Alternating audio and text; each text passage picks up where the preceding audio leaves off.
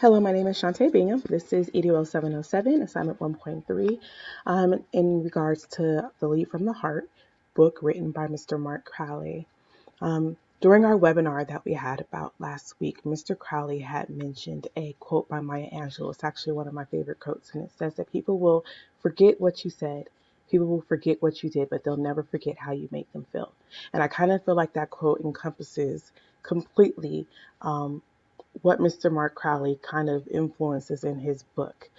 He speaks a lot about how the heart is a dimension of the human nature, meaning that people lead and they actions are affected by how you interact with them and how you make them feel. They change, they're motivated, they're encouraged by the effort that they're given from those that are around them. Cause and effect. But some of those limitations, there are limitations to that when you're talking about within an organization.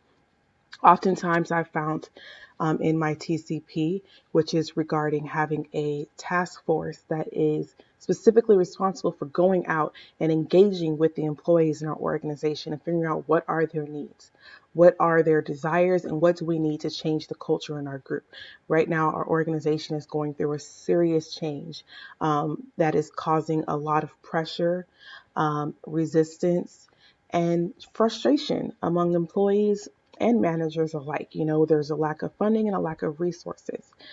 But and so the limitations that come about with leading from the heart for managers is that there's kind of a thin barrier between displaying empathy and concern. In a time where there's so much frustration and anxiety about where people are going, how we're moving forward, sometimes leading with the heart could be taken as softness, as an overstepping of boundaries when you're trying to display concern for those and what they're going through. If they don't trust you, they might feel like, you know what, you're just trying to get information from me. Is this genuine? And so the negative interpretations of those true intentions, they can come off and have negative outcomes. Also, leading from the heart, you want to be able to be engaging. You want to be able to be in the middle and in the midst of what is going on with your people. And sometimes that can come off as displaying unequal attention, because if someone needs some more attention, they have more going on, they're having more stress, they're not understanding the focus, they just need that leadership. And someone else might be feeling like, you know what, I kind of understand, I grasp the idea of what's going on. I've often seen that in these situations, people might feel like, you know what, they're more prone to wanting to take care of this particular group or this particular individual. Um, in my TCP, with us being able to, or with the focus of our TCP having to go out and engage with these people in our organization, it's important that we build a transparent, well-rounded communication platform so that everyone feels like they have the equal opportunity to kind of provide info and help us get to where we're trying to achieve an ultimate goal of workplace satisfaction and a sustainable culture.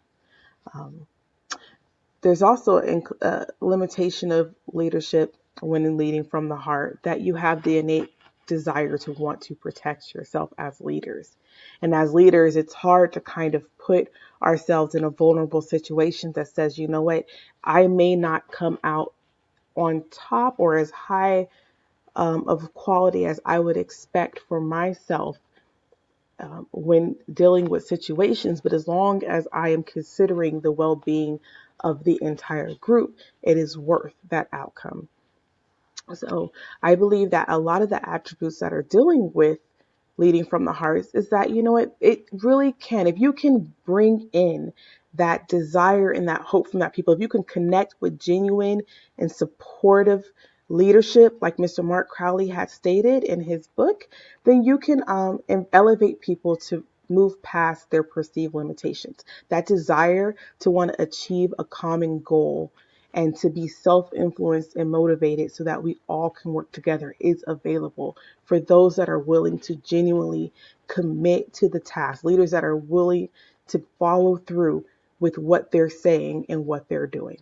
It's not about glamour and incentives. It's about commitment and enhancing the well-being of others. Thank you.